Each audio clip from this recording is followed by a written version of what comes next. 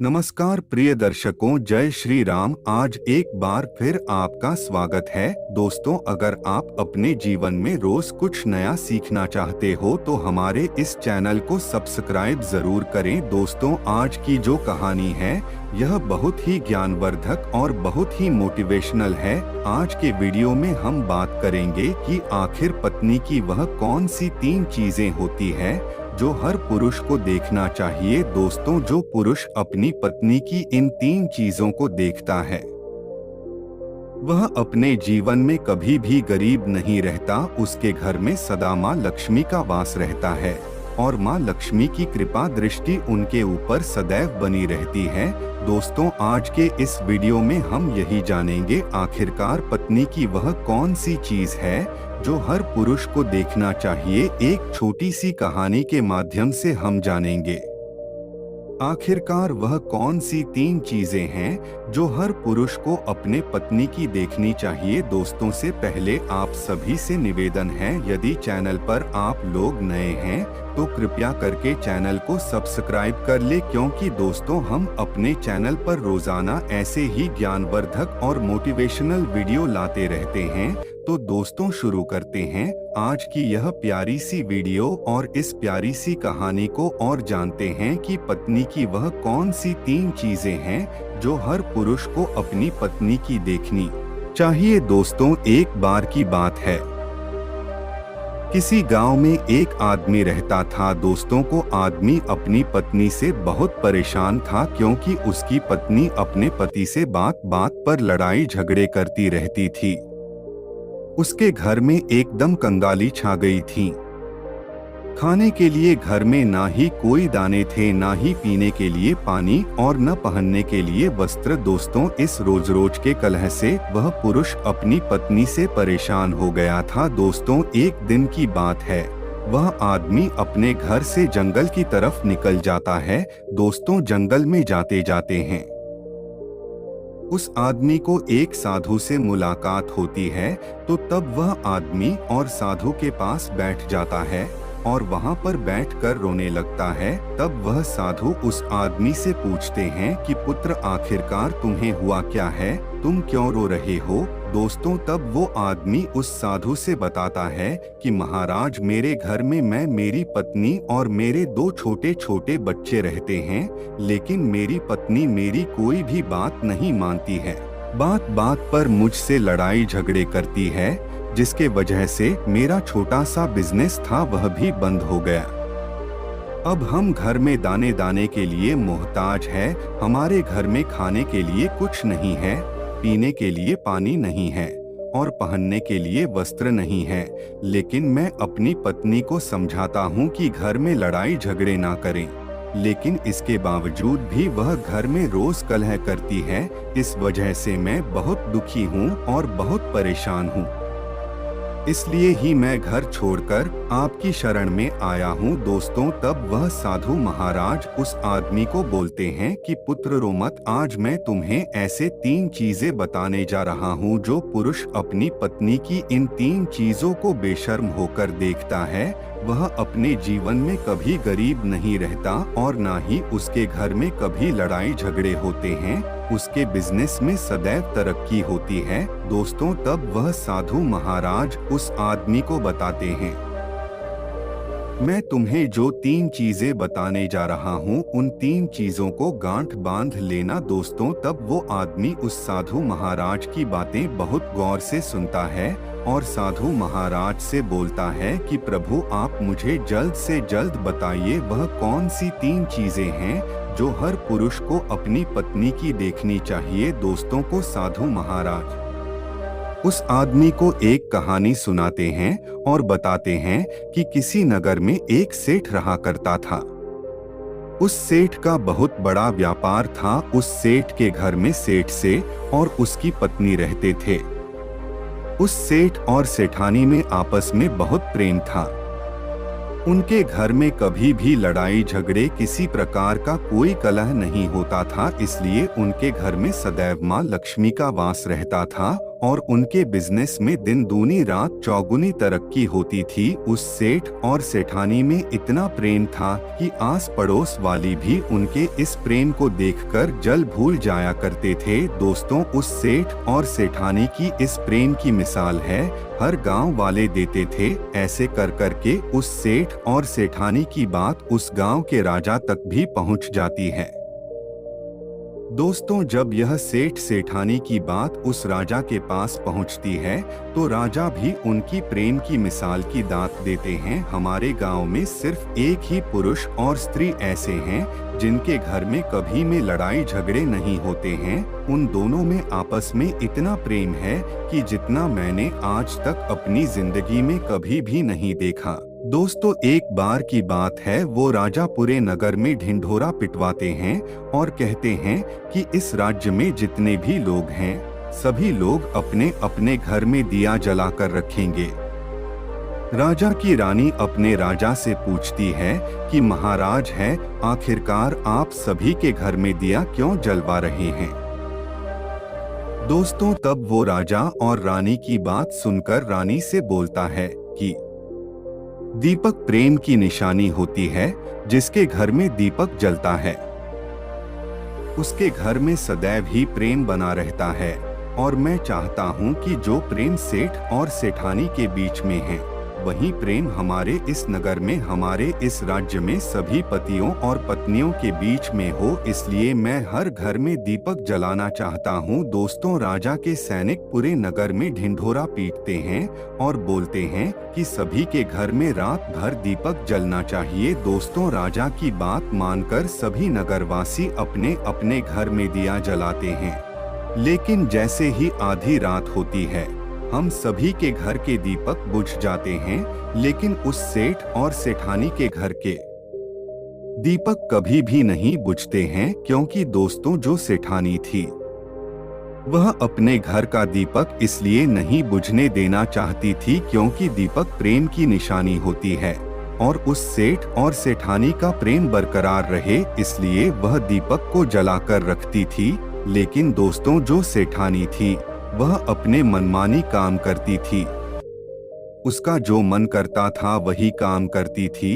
लेकिन सेठ को इस बात से कभी भी कोई दिक्कत नहीं होती थी क्योंकि सेठ बहुत समझदार था। वह सोचता था कि यदि मैं अपनी पत्नी को रोक टोक करूंगा तो घर में बेवजह ही लड़ाई झगड़े होंगे। दोस्तों, इसलिए सेठ सेठानी की कई चीजों को और कई बातों को अनदेखा कर देता था। वह सेठ इसलिए अनदेखा करता था कि पति पत्नी में वह प्रेम और व्यवहार बना रहे। एक दिन की बात है, राजा और रानी अपने छत के ऊपर खड़े होकर अपने नगर का नजारा देख रहे थे और वो राजा रानी देखते हैं कि उनके पूरे राज्य में अंधेरा था, लेकिन सिर्फ एक सेठ और सेठानी का ही घर था जिसके घर में दीपक जल रहा था। दोस्तों, तब वह राजा रानी से बोलता है कि देखो रानी, इस सेठ और सेठानी में कितना प्रेम है, हम सभी के घरों का दीपक बुझ गया है लेकिन सेठ और सेठानी के घर का दीपक अभी अभी जल रहा है।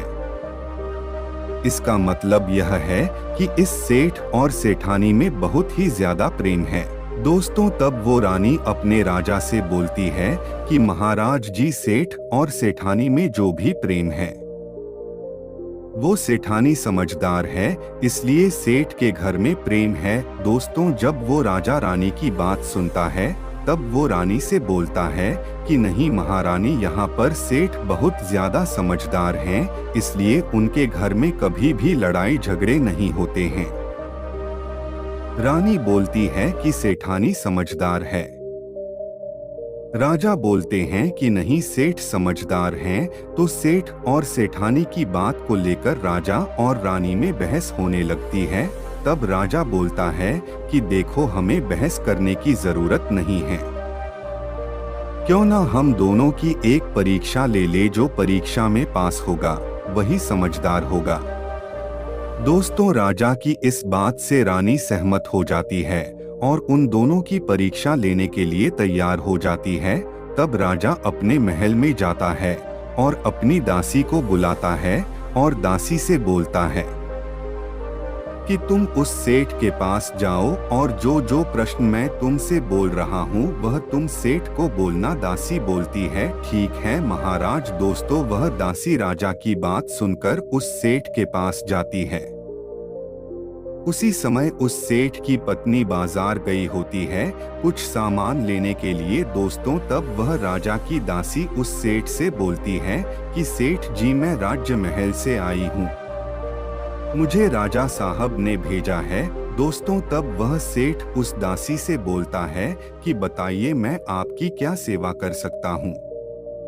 आप बैठिए, मैं आपके लिए पानी लेकर आता हूँ। दोस्तों, तब वह दासी उस सेठ से बोलती है कि नहीं सेठ जी, मुझे पानी नहीं चाहिए, मैं तो राजा की दासी हूँ, बस आपके पास राजा के समाचार लेकर आई हूँ। तो वह सेठ बोलता है कि ठीक है दासी, आप मुझे बताइए राजा साहब ने क्या समाचार भेजा है मेरे लिए। दोस्तों, तब वह दासी उस सेठ से बोलती है कि सेठ जी, राजा साहब ने मुझसे यह बोला है कि यदि तुम अपनी पत्नी को छोड़ देते हो तो वह तुम्हें खूब सारे हीरे और जवाहरात देंगे और तुम्हें अपने राजमहल में एक अच्छी पोस्ट पर नौकरी भी देंगे। और दूसरी बात बोलती है कि यदि तुम सेठानी को मार देते हो तो राजा तुम्हें आधे राज्य का हिस्सा तुम्हें दे देंगे।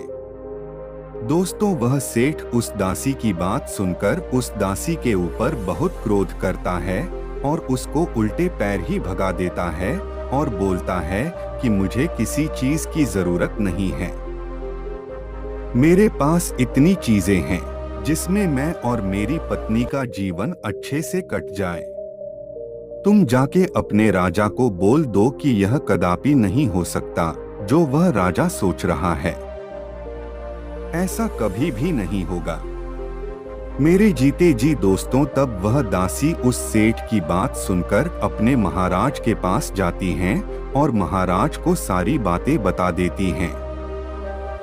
दोस्तों, जब वह राजा अपनी दासी की बात सुनता है तो अपनी रानी को बुलाकर बोलता है कि देखा रानी, मैंने बोला था ना कि इसमें सेठ ज्यादा समझदार है, इसलिए सेठ और सेठानी में कभी भी लड़ाई झगड़े नहीं होते हैं। दोस्तों, रानी अपने हठ पर ही अड़ी हुई थी। रानी ने राजा से बोला कि नहीं, सेठ समझदार नहीं है, सेठानी समझदार है। दोस्तों, सेठ और सेठानी को लेकर राजा और रानी में फिर से कहासुनी होने लगी। दोस्तों, तब रानी राजा से बोलती है कि तुमने सेठ की परीक्षा लेनी है, सेठानी की भी परीक्षा लेने चाहती हूँ। अब मैं सेठानी की भी परीक्षा लेना चाहती हूँ और इससे यह बात क्लियर हो जाएगी कि सेठ और सेठानी में कौन ज्यादा समझदार हैं। दोस्तों, तब वो राजा रानी को आदेश देता है कि ठीक है प्रिय, तुम भी एक बार सेठानी की परीक्षा ले लो। दोस्तों, तब वह रानी अपने राजमहल से एक दास को उस सेठानी के पास भेजती है और अपने दास से बोलती है कि जो मैं तुमसे बोल रही हूँ यह सारी चीजें जाकर उस सेठानी को बोलना। दोस्तों, तब राजा का वह दास उस सेठानी के पास जाता है और इधर से अपने काम के सिलसिले में कहीं बाहर गया हुआ था। घर पर सेठानी ही अकेली थी। दोस्तों, दास मौका देखकर उस सेठानी के पास पहुंच जाता है और सेठानी से बोलता है कि सेठानी जी, मैं राजमहल से आया हूँ, मुझे रानी साहिबा ने भेजा है। तब वह सेठानी बोलती है कि ठीक है, बताइए किस लिए तुम्हें रानी साहिबा ने मेरे पास भेजा है।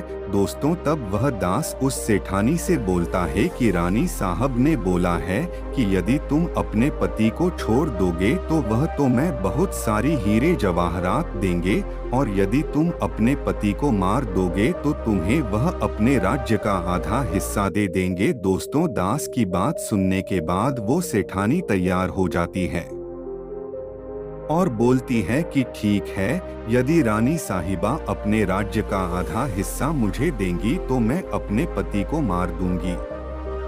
दोस्तों, तब राजा का वह दास उस सेठानी से बोलता है कि मुझे कैसे पता चलेगा कि तुमने सेठ को मार दिया है। दोस्तों, तब वो सेठानी उस राजा के दास से बोलती है कि मेरे घर में जो दीपक जल रहा है वो तुम्हें दिख रहा है कि नहीं दोस्तों? तब वह दास बोलता है कि हाँ दिख रहा है। सेठानी उस राजा के दास से बोलती है कि जब मैं अपने पति को मार दूंगी तो मैं यह दिया बुझा दूंगी तो तुम्हें पता चल जाएगा कि मैंने अपने पति को मार दिया है। दोस्तों, अब वह दास उस सेठानी की बात सुनकर राजमहल को वापस लौट जाता है और राजा और रानी से सारी बात बताता है। दोस्तों, उस सेठानी की बात सुनकर रानी बहुत अचंभित हो जाती है और रानी को स्त्री जाति से नफरत होने लगती है। दोस्तों, तब वह राजा अपने सारे दास और दासियों को और सारे सैनिकों को बुलाता है और बोलता है कि देखो, मैं यह नहीं चाहता हूँ कि राजा और रानी की वजह से किसी निर्दोष की जान जाए। तुम ऐसा करो, उस सेठानी के घर पर जाओ और उस सेठ को सारी बातें बता दो और उस सेठ को बचा लो। दोस्ती, इधर दास और दासियां सेठानी के घर पर जाते हैं और सोचते हैं कि सेठानी तो सेठ को रात में मारेगी और दिया भी तभी बुझाएगी, इससे पहले ही हम सेठानी के घर पर हमला बोल देते हैं। दोस्तों, इधर रात नहीं हुई थी, शाम का ही समय था। जैसे ही राजा के सैनिक उस सेठानी के घर पर धावा बोलते हैं तो देखते हैं कि सेठ पहले से ही मरा हुआ है। दोस्तों, तब राजा और रानी के दास दासी उस सेठानी से बोलते हैं कि सेठ तो मरा पड़ा है, लेकिन सेठ को तो तुम्हें रात में मारने के लिए बोला गया था। दोस्तों, तब वह सेठानी उस दास दासियों से बोलती है कि सेठ को तो मुझे मारना ही था, रात में सिर्फ मुझे दिया बुझाना था, इसलिए सेठ को मैंने दिन में ही जहर देकर मार दिया है। अब मेरा सिर्फ काम एक ही है, दिया बुझाने का। दोस्तों, वह सैनिक उल्टे पांव सेठ के घर से राजा के दरबार में भागे भागे जाते हैं और राजा को सारी बातें बताते हैं। दोस्तों, राजा क्रोध से आग बबूला हो जाता है और उसको स्त्रियों से घृणा होने लगती है और वह अपने सैनिकों को भेजता है कि उस सेठानी को बंदी बनाकर लाया जाए। दोस्तों, तब राजा के सैनिक उस सेठानी को बंदी बनाकर राजा के राज दरबार में पेश करते हैं। दोस्तों, तब वो राजा उस सेठानी को कारावास में डलवा देता है और वह राजा समस्त स्त्री जाति से नफरत करने लगता है। दोस्तों, वह साधु इस कहानी को उस गांव के आदमी को सुनाता है। तब साधु उस आदमी से बोलता है कि अब तुम्हें समझ में आ गया होगा कि स्त्री की कौन सी वह 3 चीजें हैं जो हर पुरुष को देखना चाहिए। दोस्तों, तब वह आदमी उस साधु से बोलता है कि महाराज, मुझे अभी भी समझ में नहीं आया कि स्त्री की वह कौन सी 3 चीजें हैं जो हर पुरुष को देखना चाहिए। दोस्तों, तब वह साधु उस आदमी को बताता है कि हर पुरुष को अपने स्त्री की सबसे पहली चीज है यह देखनी चाहिए कि वह कहां पर आ जा रही है। दोस्तों, जो पुरुष अपने स्त्री की यह चीजें देखता है कि उसकी पत्नी कहां पर आ रही है, कहां पर जा रही है, तो उसके घर में कभी भी लड़ाई झगड़े नहीं होते हैं और वह अपनी पत्नी के ऊपर नियंत्रण कर पाता है। दूसरी चीजें, पुरुष को पत्नी के अंदर यह देखना चाहिए कि उसकी पत्नी की बोलचाल कैसी है, वो अपने पति की इज्जत कर रही है या फिर नहीं, अपने पति की बात मान रही हैं या फिर नहीं। अगर स्त्री अपने पुरुष की बात नहीं मानती है, अपने पति की इज्जत नहीं करती है, तो वह अपने पति के साथ कुछ भी कर सकती है, जैसे कि उस सेठानी सेठ के साथ किया था। इसलिए हर पुरुष को अपने पत्नी की यह चीजें देखनी चाहिए। तीसरी चीज है, वह साधु उस आदमी को बताता है कि हर पुरुष को पत्नी के चाल चलन जरूर देखनी चाहिए। जो पुरुष पत्नी के चाल चलन देखता है और उसके चाल चलन पर ध्यान रखता है, उससे ज्यादा प्रेम नहीं करता है, उसको अपने कंट्रोल में करके रखता है, तो उसके घर में कभी भी लड़ाई झगड़े नहीं होते। जो स्त्रियां अपने घर में मनमानी चलाती हैं, पति की बातों को नहीं मानती हैं, उनके घर में इस तरीके की ही मुसीबत आती है। दोस्तों, यह 3 बातें वह साधु महाराज उस आदमी को बताता है। दोस्तों फिर वह आदमी इन 3 चीजों को गांठ में बांध लेता है और साधु को प्रणाम करके अपने घर पर चला जाता है।